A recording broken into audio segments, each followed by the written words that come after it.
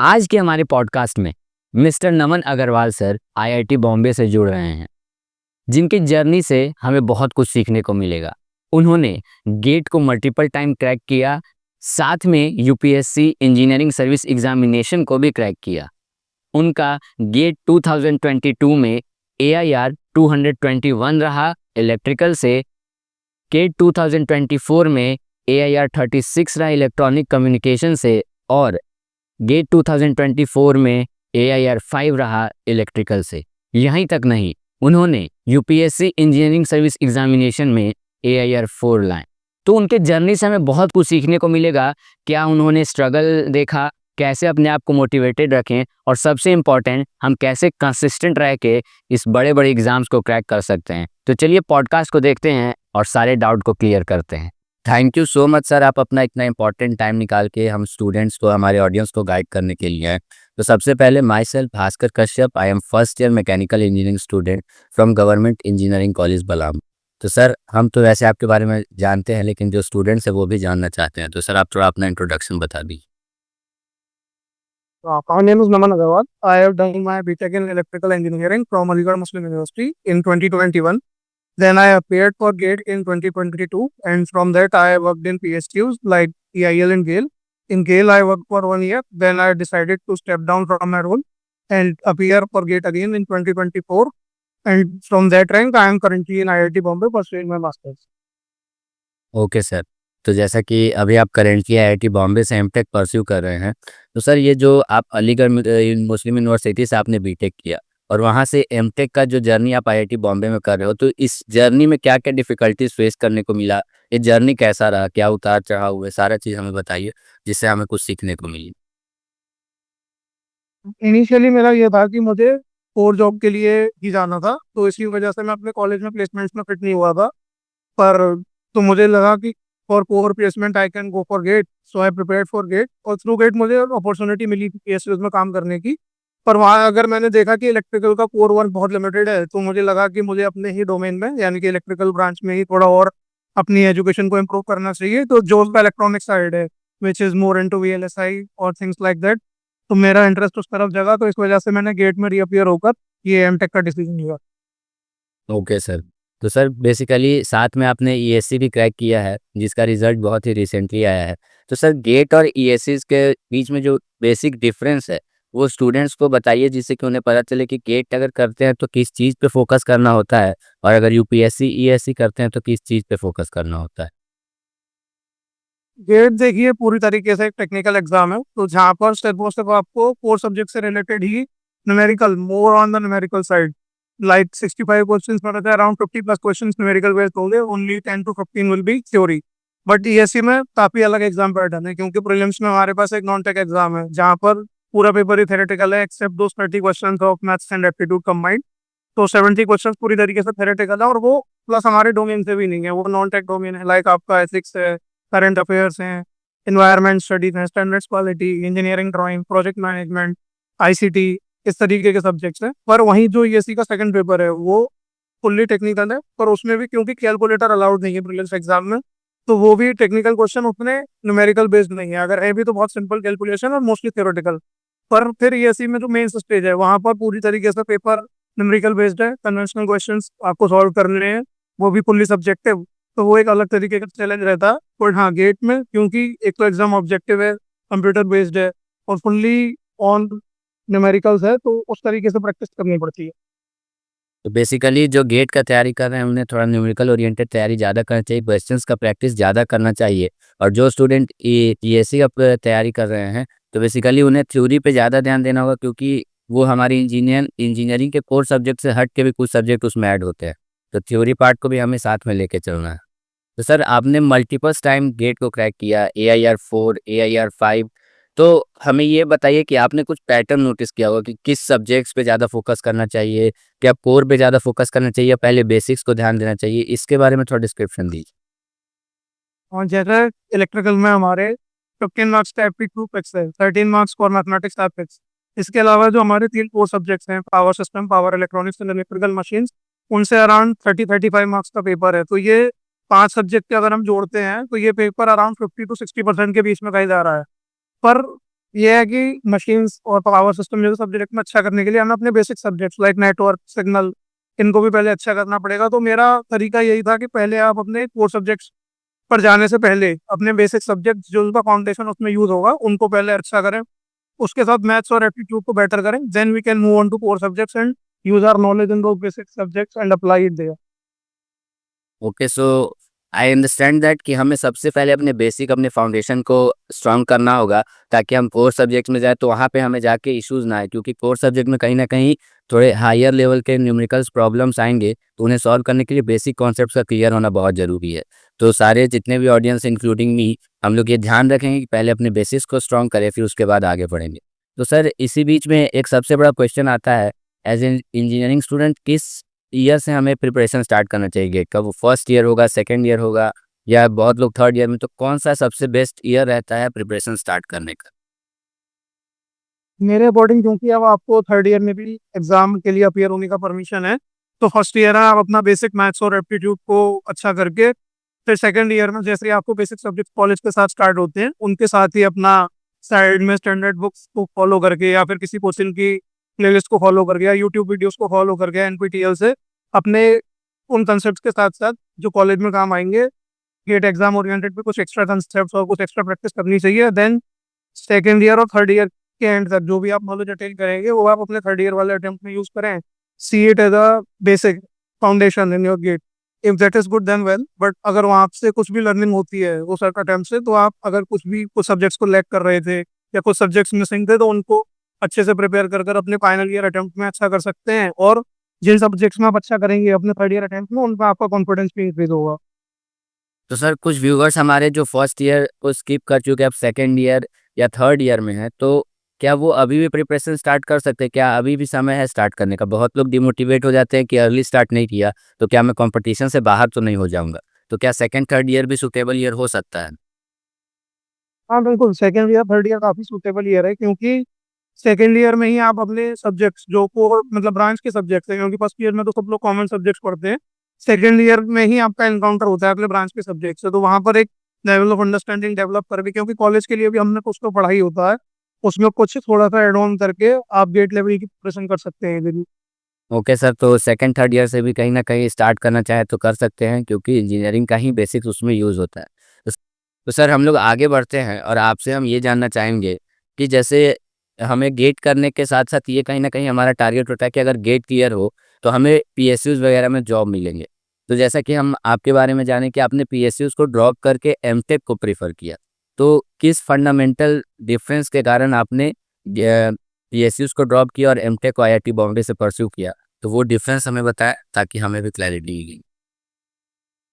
और देखिए, जैसे मुझे ऑयल एंड गैस सेक्टर की पीएसयूज में काम करने का मौका मिला, जैसे ईआईएल भी ऑयल एंड गैस सेक्टर में है, गेल भी है, then I also got offer from ONGC but I didn't join. तो ऑयल एंड गैस सेक्टर में जितनी भी कंपनीज हैं उनमें जो कोर ब्रांचेज हैं they are chemical and mechanical, तो मोस्ट ऑफ द वर्क उन्हीं से रिलेटेड होगा। बाकी जो भी ब्रांचेज है हमारी वो सब उनके साइड रोल में ही है, उनको हेल्प करना है। जो ओवरऑल सिस्टम है, इतना बड़ा रिफाइनरी है या प्लांट है, उसमें जो मशीन्स हैं इलेक्ट्रिकल मशीन्स, उनका बेसिक ऑपरेशन और मेंटेनेंस का ही वर्क रहता है। तो वो मुझे लगा कि जो मेरा कोर डोमेन है वो काफी लिमिटेड हो जाएगा अगर मैं पीएसयू अपॉर्चुनिटीज पर ही स्टिक रहता हूँ। प्लस मेरे पास टाइम था और मेरी फैमिली ने सपोर्ट किया, तो मैंने ये मेरा डिसीजन दिया कि मुझे अभी इसको ड्रॉप कर मास्टर्स में अपनी नॉलेज को और इम्प्रूव करना चाहिए और फिर उसके बाद जो भी अपॉर्चुनिटीज आएंगी उन पर फोकस करना चाहिए।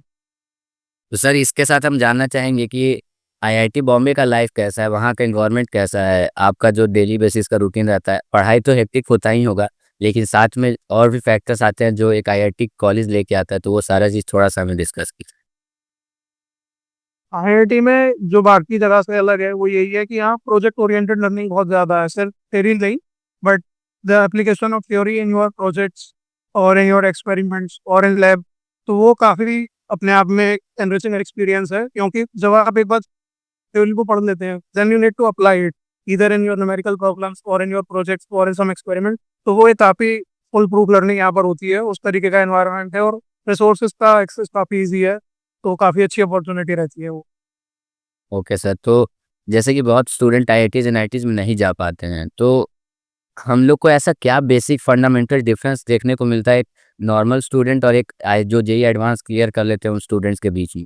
तो आप बताइए कि क्या एक डिफरेंस है जिससे कि वो और अच्छा करते जाते हैं। आईआईटीज़ में जाने के बाद वो और अच्छा करते जाते हैं और कहीं न कहीं जो स्टूडेंट्स लोअर कॉलेजेस या बोला जाए तो टियर 2, टियर 3 कॉलेजेस में हैं, वो थोड़ा-सा उतना एक्सेल नहीं कर पाते। तो क्या एक डिफ़रेंस होता है? बेसिक डिफरेंस जो मुझे अभी तक फील हुआ becoming a TA of their two courses. I have been TA in first year course and a second year course. तो जो बेसिक डिफरेंस है वो करिकुलम का है कि फर्स्ट ईयर में ही सेकंड ईयर में ही वो चीज़ों से बच्चे को एनकाउंटर करा देना जो किसी और कॉलेज में वो थर्ड ईयर या फाइनल ईयर या खुद से ही करेगा, मतलब कॉलेज का उतना सपोर्ट नहीं रहेगा। तो वो करिकुलम चेंज जो कॉन्स्टेंट ट्रेंड है कि आप लगातार यहाँ पर कुछ ना कुछ होता रहता है, तो आपको लगातार you should always be on your feet. So काफ़ी अच्छा एक एनवायरनमेंट रहता है कि हमेशा लोग मोटिवेटेड रहते हैं कुछ ना कुछ करने के लिए। Plus that course structure is very good, faculties are good, labs are quite good. तो ये सब चीज़ें रहती हैं जिससे लर्निंग बहुत होलिस्टिक हो जाती है और इसी लर्निंग एक्सपीरियंस को लेकर वो लोग आगे बढ़ते हैं। सर एक फैक्टर होता है कॉन्फिडेंस का, तो कहीं न कहीं स्टूडेंट्स का कॉन्फिडेंस लो हो जाता है इन कॉलेजेस में और आईआईटीज़ एनआईटीज़ में जाने के बाद कॉन्फिडेंस पंप अप रहता है, बूस्ट अप रहता है। तो अगर हम लोअर कॉलेजेस में हैं तो कैसे मेंटेन करें, कैसे अपने ऊपर फिर से दोबारा से ट्रस्ट किया जाए और अपना कॉन्फिडेंस बिल्ड किया जाए? कॉन्फिडेंस बिल्ड करने का यही है कि जो आपके सब्जेक्ट्स करंटली चल रहे हो कॉलेज में, आप उनको अच्छे से पढ़िए, एक्सेल करिए उनमें। तो जैसे-जैसे हमें नया सक्सेस मिलता जाता है, पीछे के फेलियर्स का जो कॉन्फिडेंस हमारा डाउन कर रहे होते हैं, मोटिवेशन लूज़ डाउन हो रहा होता है, वो पीछे चला जाता है क्योंकि फिर हम नई सक्सेस की तरह नई एनर्जी के साथ अप्रोच कर रहे होते हैं। Yes sir. तो बेसिकली हम लोग सबको इंजीनियरिंग अपना कोर्स पे ही यहाँ पे भी एक्सेल करना चाहिए, तो अल्टीमेटली यहाँ पे भी आपका धीरे-धीरे करके कॉन्फिडेंस बूस्ट होगा। तो सर ये सारा चीज़ तो हमें क्लैरिटी मिल गया, तो हम थोड़ा गेट ओरिएंटेड बात करें तो सर गेट का प्रिपरेशन करें कैसे? गेट का एक थोड़ा-सा हमें रोड मैप दे दीजिए कि प्रिपरेशन बेसिकली करना कैसे होता है?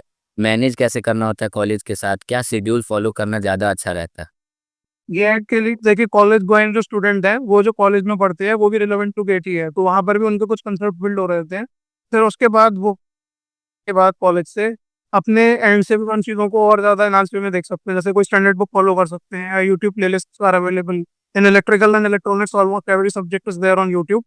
तो उनको फॉलो कर वो अपने कॉन्सेप्ट्स को न्यूमेरिकल में अप्लाई कर सकते हैं। Then they can move on to the previous year questions to see are they able to apply the knowledge which they have gained or not. अगर वैसा नहीं है तो फिर से न्यूमेरिकल सॉल्विंग एबिलिटी को थोड़ा और डेवलप करने के लिए थोड़ा और प्रीवियस ईयर एग्जांपल्स या जो स्टैंडर्ड बुक्स में एग्जांपल सॉल्व एग्जांपल्स हैं, रेफरेंस क्वेश्चंस हैं, उनको देखकर एक पैटर्न समझना चाहिए कि कैसे न्यूमेरिकल को अप्रोच करना है। अगर वो पैटर्न एक बार क्लियर हो गया then you will be able to apply. और रोड मैप बेसिकली यही कि पहले मैथमेटिक्स और एप्टीट्यूड से स्टार्ट करें, फिर बेसिक सब्जेक्ट्स जो फंडामेंटल सब्जेक्ट्स फाउंडेशन के लिए जरूरी है, and then move on to core subjects. Okay sir.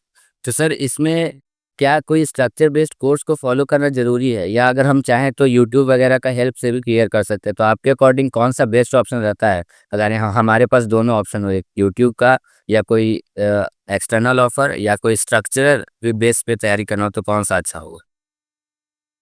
देखिए, स्ट्रक्चर्ड वे में जो पेड बैच है उसमें तैयारी करने में ये एडवांटेज है कि आपको नोट्स वगैरह के लिए ज़्यादा इधर-उधर भागना नहीं पड़ता। नोट्स आपको स्ट्रक्चर्ड वे में ऑनलाइन ही मिल जाते हैं, तो उनका प्रिंट निकाल कर आपका टाइम भी सेव होता है खुद से नोट्स बनाने में। और एक स्ट्रक्चर रहता है, शेड्यूल रहता है, वो तो शेड्यूल को ही आप फॉलो करते हैं क्योंकि आपको रहता है कि अगर मैंने ये शेड्यूल ठीक से फॉलो नहीं किया और मेरा अगर कोर्स ही लैग हो गया, तो अगले कोर्स में वो बैकलॉग इंक्रीज होते जाएँगे। पर अगर आप खुद से यूट्यूब से प्रिपेयर करते हैं तो सेल्फ मोटिवेटेड और सेल्फ डिसिप्लिन्ड रहना बहुत ज़रूरी है, क्योंकि आपको ही देखना है कि आप कितने दिन में एक पर्टिकुलर सब्जेक्ट को कंप्लीट करेंगे, क्योंकि वहाँ पर ऐसा नहीं है कि वो सब्जेक्ट खत्म हो जाएगा तो आपकी लाइव क्लासेस मिस होंगी। वहाँ तो आपको रिकॉर्डेड फॉर्म में मिल रहा है, बट आपको अपना स्ट्रक्चर, अपना शेड्यूल अपनी लर्निंग के अकॉर्डिंग की ठीक है, सब्जेक्ट 15 दिन में करना है तो 15 से वो थोड़ा बहुत भी एक्सटेंड हो तो 17-18 दिन तक हो जाए। पर अगर उससे ज़्यादा जाएगा तो फिर आगे बैकलॉग बढ़ते जाएँगे, वो इश्यू क्रिएट करेंगे। ओके सर, तो ये सारा चीज़ तो हमारा क्लियर हो गया, लेकिन इस प्रिपरेशन के दौरान कहीं न कहीं डिमोटिवेशन बहुत ज़्यादा आता है। स्टूडेंट्स डिमोटिवेट हो जाते हैं, कोई बैकलॉग्स हो जाता है उसके कारण। तो कैसे हम अपने आप को डिमोटिवेट होने से बचाएँ? और हमेशा पॉसिबल तो नहीं होता है एज़ अ ह्यूमन कि हम हमेशा हर दिन सेम एनर्जी और सेम मोटिवेशन से काम करें। तो कैसे ट्राई करें कि कम से कम अपना बेस्ट जो हो सकता है, उस लेवल तक हमेशा आउटपुट जनरेट कर सकें?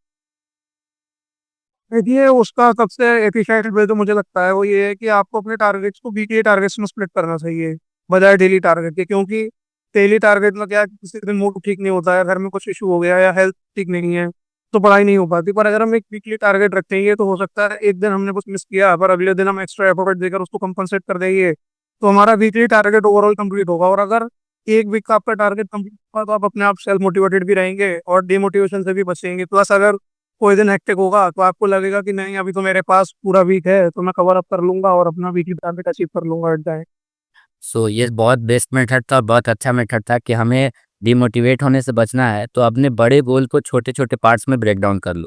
और सबसे अच्छा है कि वीकली बेसिस पे कर लो, जिससे कि आप किसी एक दिन कम अपना आउटपुट निकाल पाओगे तो आप नेक्स्ट डे थोड़ा ज़्यादा एफर्ट डाल के और उसको मैनेज कर सकते हो। तो ये बहुत ही अच्छा एक हमारे पास ऑप्शन आया है अपने आप को मोटिवेटेड रखने का। तो सर आगे हम लोग बढ़ते हैं और आपसे जानना चाहेंगे कि गेट और ईएससी, तो ईएससी अगर हम लोग सिर्फ इंडिविजुअली ईएससी का तैयारी स्टार्ट करें, बहुत स्टूडेंट्स होते हैं कि यूपीएससी ईएससी का तैयारी स्टार्ट करना चाहते हैं, तो क्या वो इंडिविजुअल करना चाहिए? क्योंकि यूपीएससी का एग्ज़ाम सुना जाता है या जैसे हम लोग जानते हैं कि थोड़ा रिस्की होता है, तो क्या आप गेट के साथ करें या इंडिविजुअल भी कर सकते हैं? तो इसके बारे में थोड़ा-सा पॉइंट ऑफ व्यू दीजिए।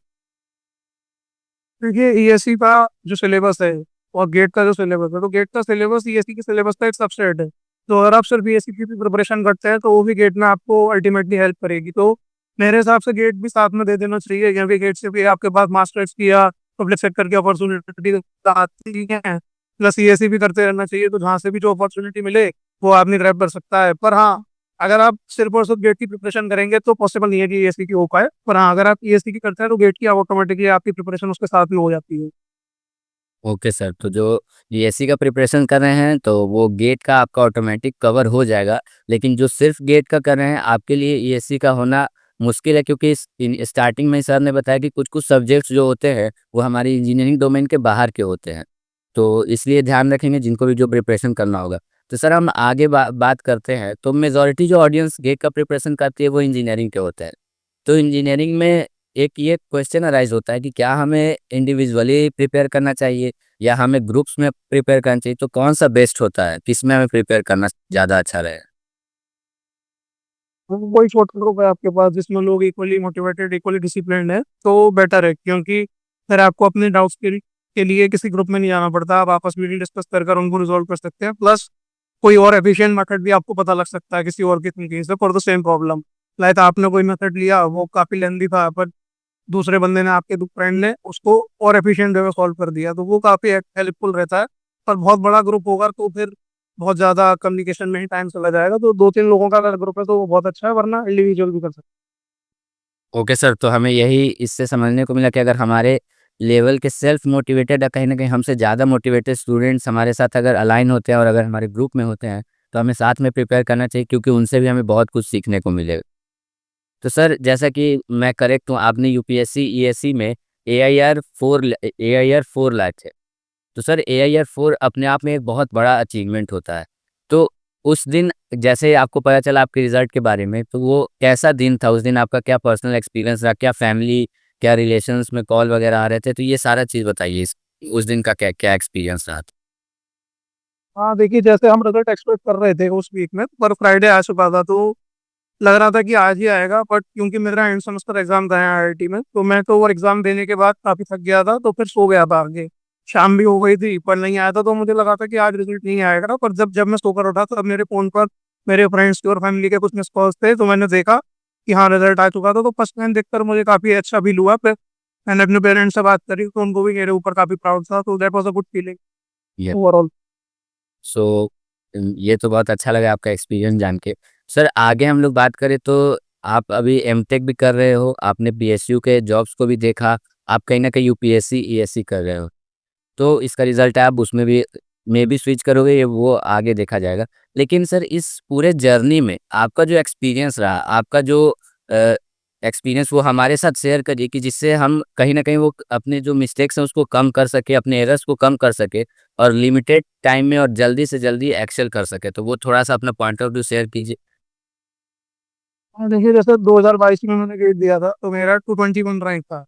फिर 2024 में मैंने गेट दिया, इलेक्ट्रिकल में मेरा रैंक 5 था, इलेक्ट्रॉनिक्स में 36। तो जो मेजर डिफरेंस मुझे लगा कि एक अंडर 500 रैंक लाने वाले स्टूडेंट और अंडर 100 रैंक लाने वाले स्टूडेंट में है, वो है एग्जाम एनवायरनमेंट का। कि आप एग्जाम को अप्रोच कैसे करते हैं, क्योंकि नॉलेज लेवल सबका ऑलमोस्ट सेम होता है, पर उस दिन पर कौन कैसा परफॉर्म करता है, कौन कितना पैनिक कम करता है, उतना अच्छा उसका रैंक आता है। तो उसका एक ही तरीका है कि आप टेस्ट सीरीज पर बहुत ज्यादा फोकस करें। एक बार अपने सब्जेक्ट्स आपने कवर कर लिए तो more and more focus on test series, क्योंकि अगर आप एग्जाम के एनवायरनमेंट को कई बार सिमुलेट कर लेंगे, क्योंकि टेस्ट सीरीज में क्या होता है, कुछ पेपर टफ होते हैं, कुछ इजी होते हैं, कुछ मीडियम होते हैं। तो हर तरीके के एनवायरनमेंट को जब आप टेस्ट कर लेते हैं तो आप अकस्टम्ड हो जाते हैं, उसके लिए आप बहुत तैयार होते हैं एग्जाम में। क्योंकि जैसे 24 में गेट इलेक्ट्रिकल वॉज टफ, तो जाने के बाद ही कुछ सवाल देखने के बाद ही आपको पता चल जाता है कि एग्जाम टफ है, तो यहाँ पर मुझे एक्यूरेसी पर फोकस करना है। भले ही कम सवाल अटेम्प्ट हो, बट ज़्यादा से ज़्यादा सवाल मुझे सही करने हैं। तो उस एनवायरनमेंट में खुद को डालने के लिए बहुत ज़रूरी है कि आप ज़्यादा से ज़्यादा टेस्ट सीरीज पर फोकस करें। एक बार सब्जेक्ट कंप्लीट हो जाए, then move on to test series and practice more and more. तो बेसिकली आपके एक्सपीरियंस से हमें ये सबसे इम्पोर्टेंट पॉइंट जानने को मिला कि भले आप तैयारी कितना भी अच्छा कर लो, लेकिन आप अगर एग्ज़ाम डे पे पैनिक कर जाते हो या वहाँ पे नर्वस हो जाते हो तो उससे आपका पूरा एग्ज़ाम खराब हो सकता है। तो इसीलिए सर ने हमें ये गाइडेंस दिया है कि आप ज़्यादा से ज़्यादा टेस्ट का प्रैक्टिस करो, क्वेश्चन सॉल्व करो और उस एनवायरनमेंट में रहने का कोशिश करो जो कि आप सेल्फ कॉलेज में, अपने हॉस्टल में, अपने रूम में डेवलप कर सकते हो। तो उसमें रहते-रहते आप टैकल करने का आपको कहीं न कहीं एक हैबिट हो जाएगा और वो एक डेली रूटीन का पार्ट बन जाएगा जिससे कि एग्ज़ाम भी आप नॉर्मली दे पाओगे। तो सर हम आगे तो चीज़ इसमें ऐड ऑन करूंगा, जैसे जनवरी के मंथ में एग्जाम गेट का जनरली फरवरी में होता है, तो जनवरी में ट्राई करिए कि हर अल्टरनेट डे पर आप टेस्ट में और प्रॉपर उसी तरीके से माउस रख कर, क्योंकि एग्जाम में ऑनलाइन कैलकुलेटर होगा जो माउस से एक्सेस होता है, तो वो माउस पर भी क्लिक का आपका हैबिट बन जाना चाहिए, तो वो एग्जाम डे में बहुत ईजी रहता यस सर। तो सर मैं आपसे जानना चाहूँगा कि आपने किस रिसोर्सेज़ के हेल्प से एग्ज़ाम क्रैक किया? किस चैनल को या मतलब चैनल नहीं फिर भी किस प्लेटफ़ॉर्म को आपने फ़ॉलो किया या कहाँ से आपको ज़्यादा हेल्प मिला? तो उसके बारे में थोड़ा-सा बताइए। है। ये जो मेरा 22 का अटेम्प्ट था, उसमें मैंने क्रिएटिक्स चैनल को फॉलो किया था, जो कि बाद में अनअकैडमी में मर्ज हो गया था। तो वहाँ पर लगभग सारी प्लेलिस्ट अवेलेबल हैं, हर सब्जेक्ट की full course as well as crash course. तो वो मैंने उस टाइम पर करे थे कि for ESE I switched on to Made Easy this time, क्योंकि उनका काफ़ी होलिस्टिक कोर्स था, तो उसने मेरी गेट और ईएसई दोनों में हेल्प की। ओके। तो बेसिकली हमें एक स्ट्रक्चर बेस्ड कोर्स कोर्स लेना है और हमें तैयारी करना है और एक्सेल करना है। तो सर आगे बढ़ते हैं हम और आपसे जानना चाहेंगे कि आपने अभी जो ये पीएसयू ड्रॉप किया था उसका कहीं न कहीं कारण था कि कोर सेक्टर जैसे मैकेनिकल, सिविल, केमिकल ये सब का वहाँ पे थोड़ा डिमांड ज़्यादा है और इलेक्ट्रिकल का है वो ऑपरेशनल बेसिस ज़्यादा वर्क होता है। वो कहीं न कहीं कारण बना था। तो सर हम कैसे आइडेंटिफ़ाई कर सकते हैं कि हमें इनिशियल डे में जैसे फर्स्ट डे में तो हमें पता नहीं होता है फर्स्ट ईयर का कि क्या करना है या बहुत लोग कंफर्म करके आते हैं लेकिन आगे जाके चेंजेस आता है। तो कैसे हमें पता चले कि हमारा इंटरेस्ट क्या है? कोर सेक्टर में इंटरेस्ट है तो पीएसयूज़ में जाना चाहिए या सच में इंटरेस्ट है भी कि नहीं? तो वो प्रोसेस क्या होता है आइडेंटिफ़ाई करने का फर्स्ट ईयर में उसको थोड़ा-सा एक्सप्लेन करें? प्रोसेस वैसे पर्सन टू पर्सन वेरी करता है, क्योंकि कुछ लोगों का इनिशियली इंक्लिनेशन बहुत ज़्यादा होता है कंप्यूटर साइंस और इलेक्ट्रॉनिक्स की तरफ, बट फर्स्ट ईयर में उन सब्जेक्ट्स को पढ़ने के बाद उनको लगता है कि नहीं, they are more interested in core, जैसा मेरा केस था। मुझे इनिशियली इंक्लिनेशन मेरा पूरी तरीके से कंप्यूटर साइंस का था, but after first year I was like कि नहीं, मुझे इलेक्ट्रिकल में ही रहना है और उसी डोमेन में अपने करना है अच्छे से। पर फिर उसके बाद जॉब में भी जाने के बाद, क्योंकि एक पर्टिकुलर कंपनी में जाने के बाद जो वहाँ का एनवायरनमेंट है, उसमें भी आपकी काफ़ी लर्निंग होती है, आपको समझ आते हैं, आपके इंटरेस्ट भी अलाइन होते हैं। तो वो डिपेंड करता है, पर थोड़ा फैमिली सपोर्ट भी उसमें काफ़ी ज़रूरी है कि फैमिली की क्या रिक्वायरमेंट है, आपकी फाइनेंशियल कंडीशन कैसी है। तो वो सब चीज़ों को ध्यान में रखते हुए मेरा कहना बस यही है कि बहुत ज़्यादा जल्दी ना करें अपने इंटरेस्ट को जान लेने की, खुद को टाइम दें। First year, second year BTech में काफ़ी एक्सप्लोर करें खुद को, खुद के इंटरेस्ट को, then take a informed decision later which will be helpful for you. Okay so basically हमें ज़्यादा हड़बड़ाना नहीं है, हमें थोड़ा-सा स्टे आराम से अपना डिसीज़न लेना है, भले थोड़ा लंबा टाइम लगे, लेकिन एक बार अच्छा डिसीज़न ले लेंगे तो हमारे थ्रू आउट द लाइफ और थ्रू आउट द करियर में वही डिसीज़न हमारे साथ रहेगा। सो सर मैं आपसे एक और चीज़ जानना चाहूँगा, आपने मल्टीपल डोमेन्स को टच किया, तो जैसे कि आप अगर मैं सही हूँ तो एमटेक के साथ आपने ये क्रैक किया था या उसके पहले किया था? प्रीलिम्स और मेंस का एमटेक में आने से पहले हुआ था, इंटरव्यू यहाँ पर आने के बाद हुआ। हाँ, तो सर इतना चीज़ मैनेज करना होता है, तो कैसे आपने इंटरव्यूज़ वगैरह का तैयारी किया, उसको कैसे मैनेज किया? साथ में आपका इधर गेट का एमटेक का भी क्लासेस चल रहे थे, उस समय इंटरव्यू का जो आपका सेशन आ गया, तो कैसे ये सारा चीज़ मैनेज होता था? मैंने एक पर्टिकुलर टाइम ब्लॉक बना लिया था, एक दिन में लगभग 1-1.5 आवर्स का, और वीकेंड्स पर थोड़ा ज़्यादा, कि इतने टाइम में मुझे बस इंटरव्यू रिलेवेंट देखना है, बाकी टाइम अपना एमटेक का ही करना है। ओके। तो हमें एक पर्टिकुलर अपना शेड्यूल बना लेना चाहिए, जिससे कि हम अपने वर्क्स को डिवाइड कर लें एक स्लॉट में, जिससे कि हमें आसानी होगा मल्टीपल वर्क्स को बैलेंस करने में। सर मैं आपसे एक और चीज़ पूछना चाहूँगा क्योंकि इस रैंक तक पहुँचने के लिए कहीं न कहीं हमें कंसिस्टेंसी की बहुत ज़्यादा रिक्वायरमेंट होती है और विदाउट कंसिस्टेंसी शायद ही किसी अच्छे टारगेट को अचीव किया जा सकता है। तो सर आप कंसिस्टेंट कैसे रहे? थ्रू आउट द पीरियड में कंसिस्टेंसी को कैसे मेंटेन करें? इसके बारे में कुछ कंसिस्टेंसी का वही मेरा पॉइंट रहेगा फिर से कि वीकली टारगेट, क्योंकि आपके पास एक वीकली टारगेट है at the starting of a week, तो आपको पता है कि मुझे उतना करना है। तो अगर किसी दिन कम हुआ है, जैसे मेरा किसी किसी दिन जॉब में बहुत एक्टिव होता था, बिल्कुल टाइम नहीं मिलता था, पर उसके अगले दिन थोड़ा भी टाइम मिला तो आई नीड टू डू।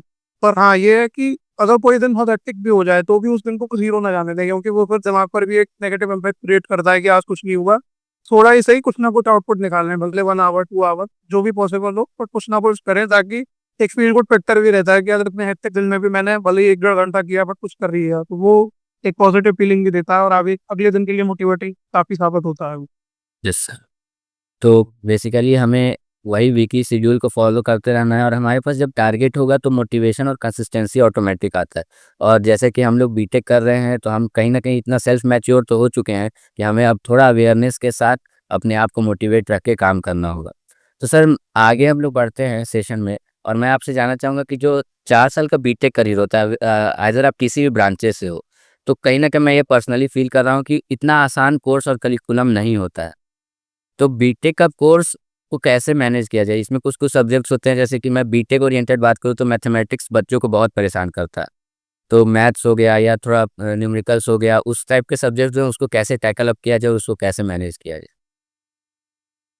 उसका अगर आपको एप्लीकेशन दिख जाए उस पर्टिकुलर सब्जेक्ट का अपने कोर सब्जेक्ट में, तो आपका ऑटोमेटिकली इंटरेस्ट उसमें आएगा कि अगर मैं इसे यहाँ अच्छा कर लेता हूँ तो मैं अपने कोर सब्जेक्ट में इसको अप्लाई करके वहाँ पर कुछ शॉर्टकट या कुछ जल्दी चीज़ें एक्सेस कर सकता हूँ। तो वो अगर फीलिंग रहेगी कि जो भी सब्जेक्ट आपको सिखाया जा रहा है इंजीनियरिंग में, आपका कुछ ना कुछ पर्पस है, तो उसका या तो कोई एप्लीकेशन है या तो रिसर्च फील्ड में या आपके कोर सब्जेक्ट में या किसी और पर्टिकुलर फील्ड में, तो उस क्यूरियोसिटी और उस इंटरेस्ट के साथ अगर हम किसी भी सब्जेक्ट को अप्रोच करेंगे तो हेल्पफुल रहेगा। अब जैसे आपने मैथ्स की बात की, मैथ्स में आप कोशिश करें कि एक बार कंसेप्ट समझने के बाद ज़्यादा से ज़्यादा प्रैक्टिस करें, क्योंकि प्रैक्टिस करेंगे तो उसमें और इंटरेस्ट डेवलप होगा। कोई ऐसा क्वेश्चन आपको मिलेगा जो आपके कंसेप्ट को और इम्प्रूव करेगा। तो वो सब चीज़ों को अगर लेकर चलेंगे तो काफ़ी बेटर होगा। ओवरऑल बहुत सारा चीज़ आपसे सीखने को मिला और आपका एक्सपीरियंस हम लोग बहुत सारा लर्निंग्स लिया और हमारे ऑडियंस को भी बहुत सारा लर्निंग्स मिला होगा। सर इस सेशन को अब एंड की तरफ आ गया है, तो मैं अपना कुछ पर्सनल एक्सपीरियंस आपके साथ शेयर करना चाहता हूँ कि हम जब आपसे कनेक्ट किए, तो उस दिन का मतलब हम लोग का क्या एक्साइटमेंट रहा हमारी टीम्स में और हमने। तो बेसिकली जब हम आपको मैसेज ड्रॉप किया और आपने हमें रिप्लाई दिया और आपका बहुत काइंड रिस्पॉन्स रहा। उसके बाद पहला चीज़ तो हमें ट्रस्ट हो नहीं रहा था कि हमें नमन सर की तरफ से हमारा मैसेज एक्सेप्ट किया गया और मीटिंग के लिए आप मान गए हो। लेकिन उसके बाद कहीं न कहीं हमारा लगा कि चलो सर भी बच्चों का हेल्प करने के लिए हमारे साथ जुड़ रहे हैं और बच्चों का हेल्प करने के लिए सर आए हैं। So once again thank you so much sir, आपने अपना इम्पोर्टेंट टाइम, हम जानते हैं कि एमटेक का करियर जो होता है, एमटेक का जो पढ़ाई होता है बहुत हेक्टिक होता है। उससे भी आप टाइम निकाल के बच्चों को गाइड करने के लिए यहाँ पे आए। So once again thank you so much sir, आपका इस काइंड रिस्पॉन्स के लिए। अगर फ्यूचर में हमें और कोई भी दिक्कत होगा, अगर स्टूडेंट्स को कोई दिक्कत होगा तो हम ये एश्योर करते हैं कि सर हमारे साथ ज़रूर जुड़ेंगे और हमारे सारे डाउट्स को क्लियर करेंगे।